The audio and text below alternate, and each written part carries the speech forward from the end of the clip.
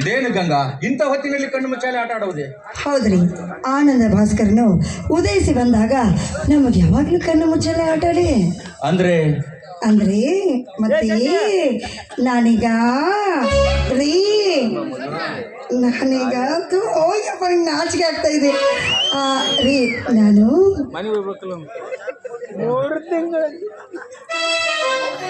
ಹೌದೇ?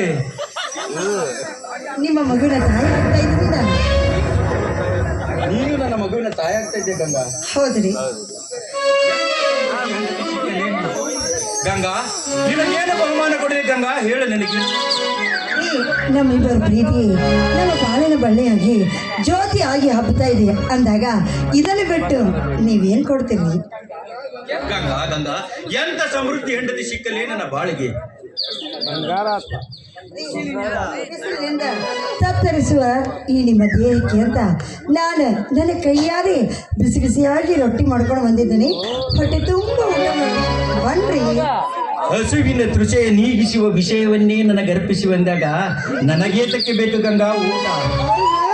ಸಿರಿಗೋಂಚಿನ ಮಾವಿನ ಬುಡಕ್ಕೆ ಅಡಿಪಾಯ ಹಾಕಿ ಹಾಡೋಣ ಬಾರೇ. ಆಯ್ತು ರಾಯರೇ, ಹಾಗೆ ಹಾಗೆ.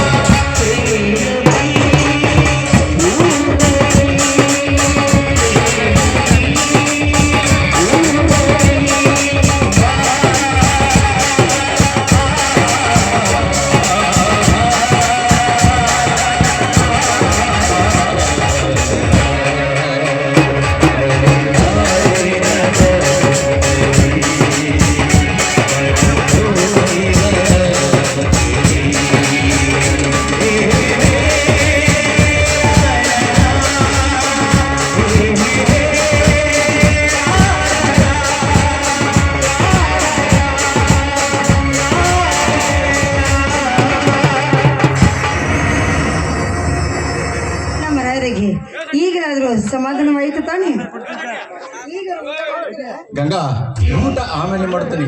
ಹೊಲದ ಬೆಳೆಯನ್ನೇ ನಾಶ ಮಾಡುತ್ತಿರುವ ಈ ಗಿಡವನ್ನು ಕಡಿಯುತ್ತೀನಿ. ಸರಿ, ಹಾಗೆ ಆಗಲಿ.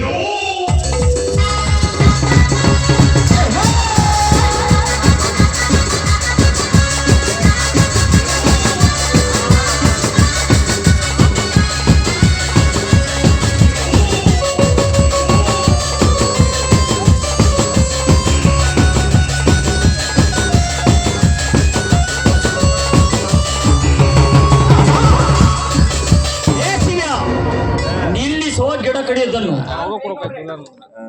ಯಾಕ್ರಿ ಗೌಡ್ರೆ? ಯಾಕೆ ಎಂದು ನನ್ನನ್ನು ಕೇಳುತ್ತಿರುವೆಯಲ್ಲ?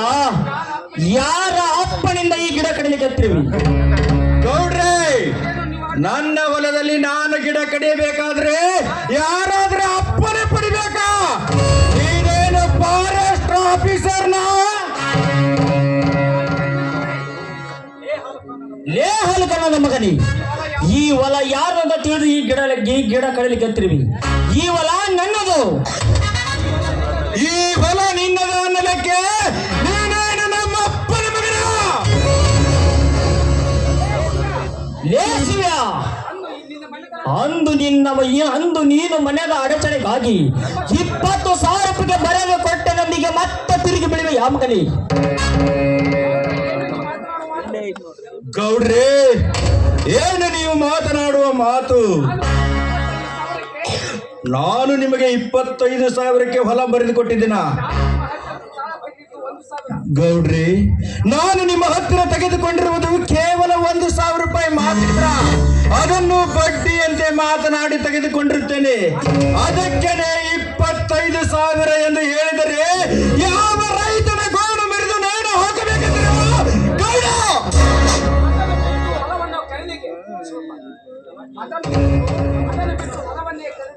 ಅದನ್ನು ಬಿಟ್ಟು ಹೊಲವನ್ನೇ ಖರೀದಿಗೆ ಕೊಟ್ಟಿ ಎಂದು ಮಾತನಾಡುತ್ತಿರುವೆಯಲ್ಲ, ಯಾವ ರೈತನ ಗೋಣು ಮುರಿಯಬೇಕೆಂದ್ರೆ? ಹೇ ತಮ್ಮ ಶಿವಣ್ಣ, ನಿಮ್ಮ ಗೋಣ ಮುರಿದು ನೇಣು ಹಾಕಕ್ ನಾವ್ಯಾಕೆ ಕಲೆಕ್ಟರ್ ಸಾಹೇಬ್ರು? ನಮ್ಮದು ಬರೀ ಗೌಡ್ರು ಸಾವುಕಾರಕ್ಕೆ ಇಲ್ಲಿ ತನಕ ಇರುತ್ತೆ ಅನ್ನೋದು ನೋಡ್ಕೊಂತ ಇರೋರು.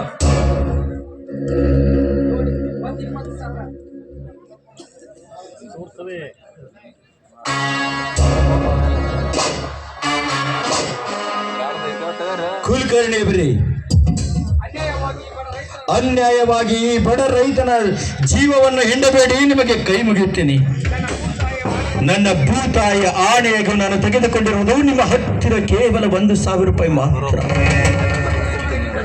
20,000ವೆಂದರೆ ನಾನು ಎಲ್ಲಿಂದ ತಂದು ಕೊಡಲಿ?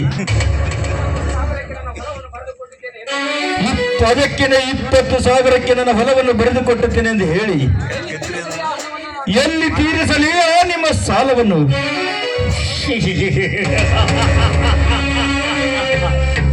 ಸಾಯುವವರೆಗೂ ನಿನ್ನ ತಮ್ಮನನ್ನು ನನ್ನ ಮನೆಯಲ್ಲಿ ದುಡಿದು ಮುಟ್ಟಿಸಲೆಂದು ಹೇಳು.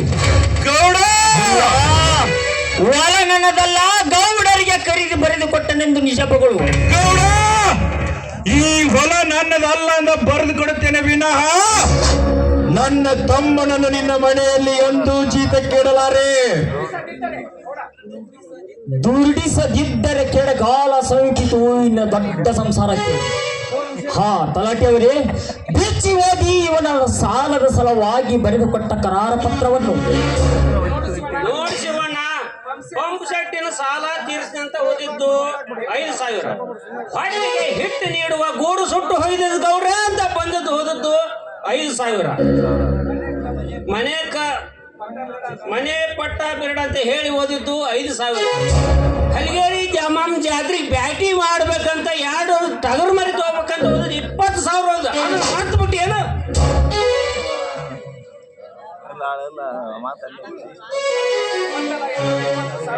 ಒಂದಲ್ಲ ಎರಡಲ್ಲ 20,000ಕ್ಕೆ ಬರೆದು ಕೊಟ್ಟಿದ್ದಿ. ಗೌಡ್ರಿ, ಒಂದಲ್ಲ ಎರಡಲ್ಲ 20,000 ಗಟ್ಟಲೆ ನಾನು ನಿಮ್ಮ ಹತ್ತಿರ ಎಲ್ಲಿ ಸಾಲ ತೆಗೆದುಕೊಂಡಿದ್ದೇನೆ? ಹೆಂಡತಿಯ ಆಭರಣಗಳನ್ನು ಮಾರಿ ಕುರಿಗಳನ್ನು ತಂದಿದ್ದೇನೆ. ಮನೆಯಲ್ಲಿರುವ ದವಸ ಧಾನ್ಯಗಳನ್ನು ಮಾರಿ ಮನೆ ಪಟ್ಟ ಗರಬಾಡ ಕಟ್ಟಿದ್ದೇನೆ. ಅಂದಾಗ ನಾನು ನಿಮ್ಮ ಹತ್ತಿರ ತೆಗೆದುಕೊಂಡಿರುವುದಕ್ಕೆ ರೂಪಾಯಿ ಮಾತ್ರ ಗೌಡ್ರಿ. ಅದಕ್ಕೆ 20,000 ಬಂದರೆ ನಾನು ಎಲ್ಲಿಂದ ತೀರಿಸಲಿ ಆ ಸಾಲವನ್ನು?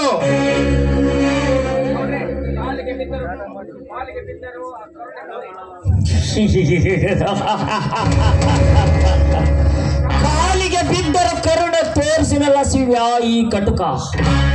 ಹಿಡಿದಿದ್ದೆ ನನ್ನ ಹಠ. ಹಂದನಿಗೆ ಕುತ್ತಿಗೆ ಆಪತ್ತು ಬಂದಾಗ ಕತ್ತು ಹೋಗುತ್ತದೆ ಗೌಡ ಎಂದು ಹೇಳಿ ಡಾಂಪಿಗದ ನಾಟಕವನ್ನು ಮಾಡಿ ಈಗ ಮತ್ತೆ ತಿರುಗಿ ಬೀಳಿವೆ ಯಾಮಕನೇ. ನಿನ್ನನ್ನು ಮೈ ಚರ್ಮ ಸುಲಿದು ನನ್ನ ಸೇಡು ತೀರಿಸಿಕೊಳ್ಳುತ್ತಿದ್ದೆ. ಹಾಗೆ ಹಠ ಹಿಡಿದು ಈ ಬಡವರಿಗೆ ಕುಟುಕು ನೀರು ಇಲ್ಲದಂತೆ ಮಾತನಾಡಬೇಕಪ್ಪ. ಕಲಿಗಾಲದ ಕಲ್ಪವೃಕ್ಷದಂತೆ ಕಾಪಾಡಬೇಕಾದ ದನಿಯೇ ಈ ರೀತಿ ಮಾತಾಡಿದ್ರೆ ನಮ್ಮಂತ ರೈತರು ಎಲ್ಲಿಗೆ ಹೋಗ್ಬೇಕು? ನೋಡಿ ಗೌಡ್ರೆ, ನಿಮ್ಮ ಸಾಲ ಎಷ್ಟು ಇದ್ರು ನಾವು ಅದನ್ನ ತೀರಿಸ್ತೀವಿ. ಆದ್ರೆ ನಮ್ಮ ಹೊಲಕ್ಕೆ ಮಾತ್ರ ಕೈ ಹಚ್ಚಬೇಡಿ, ಹೊಲಕ್ಕೆ ಮಾತ್ರ ಕೈ ಹಚ್ಚಬೇಡಿ ಗೌಡ್ರಿ. ಮಗಳಂತಿರುವ ನಾನು ನಿಮ್ಮ ಹತ್ರ ಶರಗೊಟ್ಟಿ ಬೇಡ್ಕೊಳ್ತೀನಿ ಗೌಡ್ರಿ, ಶರಗೊಟ್ಟಿ ಬೇಡ್ಕೊಳ್ತೀನಿ. ಹೊಲಕ್ಕೆ ಮಾತ್ರ ಕೈ ಹಚ್ಚಬೇಡಿ. ಹಂಗೆ ಗಂಗವ್ವ ಯಾಕ ದುಃಖಿಸಿ ಸಾಯ್ತೇವ? ಸುಮ್ನ ನಮ್ ಗೌಡ್ರಿಗೆ ಶರಗ ಆಯ್ಸಿ ಮುಂದೆ ಮಾತಾಡ್ತಿದ್ರೆ ಮಗನ ನಾಲ್ಗೆ ಕತ್ತರಿಸಿಬಿಟ್ಟೇನು. ಎಚ್ಚರ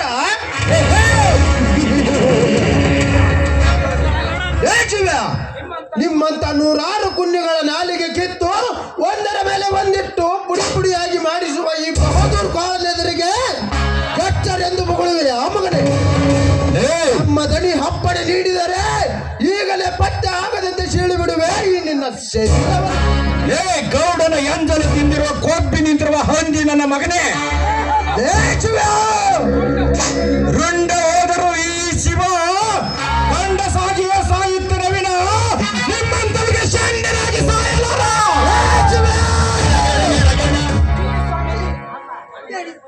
ಬೇಡಿಕೊಳ್ಳಲ್ಲ ಬೇಡ, ನಿನ್ನ ಕೈ ಮುಗಿದು ಬೇಡಿಕೊಳ್ತೀನಿ. ನನಗೆ ಪತಿಗೆ ನನ್ನ ಜೀವದಾನ ನೀಡು. ಸರಿ ಆಚೆಗೆ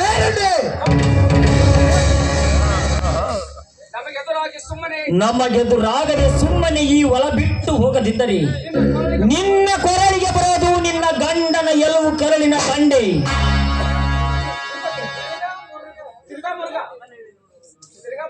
ಏ ತಮ್ಮ, ತಿರ್ಗಾ ಮುರ್ಗ ಮಾತಾಡಿದ್ರ ಸದ್ಯ ತುಂಡಾಗುತ್ತಾ ನಿನ್ನ ಗಂಡನ ರುಂಡ. ಸಾಹುಕಾರ ರುದ್ರಪ್ಪನವರೇ, ರೈತರ ಕರುಣಾಮೂರ್ತಿಗಳಾಗಿ ಕರುಣಿಸಿ ಕಾಪಾಡಬೇಕಾದವರೇ ನೀವೇ ನಮ್ಮನ್ನ ಕರುಣಿಸಿ ಕಾಪಾಡಿದ್ರೆ ನಮ್ಮಂತ ರೈತರು ಬದುಕೋದಾಗಿದ್ರೆ ಹೀಗೆ.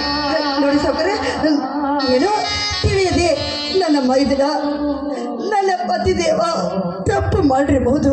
ನೋಡಿ, ಈಗಲೇ ನನ್ನ ಮೈದನ ಶಕ್ತಿನ ಕೂಗಿ ಕರೀತೀನಿ. ಅವನು ಬಂದ ಮೇಲೆ ಸಾಲ ಎಷ್ಟಿದೆಯೋ ಏನು ಎತ್ತ ಕೇಳಿ ವಿಚಾರಿಸಿ ಕೊಟ್ಟುಬಿಡಿ.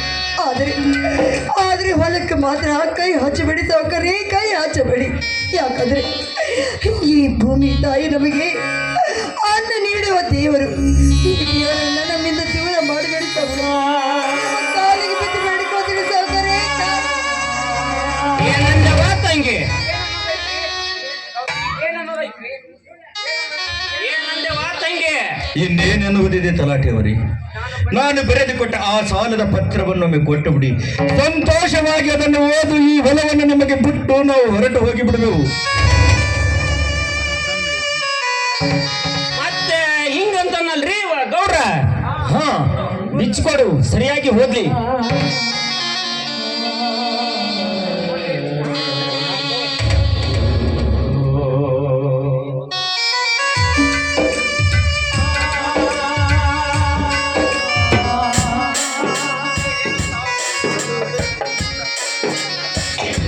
ಇದೇನು ಸೌಕರ್ಯ?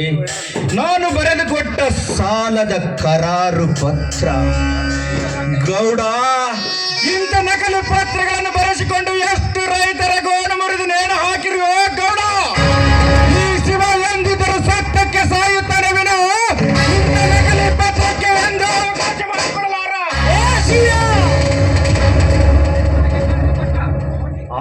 ನಿನಗಾಗಿ ಬರೆದು ಕೊಟ್ಟ ಕರಾರ ಪತ್ರ ಎಂಬುದು ಲೆಕ್ಕಿಸದೆ ಹರಿದು ಕಾಲಿನ ತೂಜಿ ಹಾಕ್ತಿ ಆ ಮಗನೇ. ಲೇಖನ ದಣೆ ಮನೆಗೆ ಹೊತ್ತುಕೊಂಡು ನಡೆಯ ಈ ಪೇಟೆಯನ್ನು. ಈಗಲೇ ಹೊತ್ತು ಒಯ್ಯುವೆ ಈ ಕತ್ತ ಮರಿಯನ್ನು. ಕಟುವಾಗಿ ನುಡಿ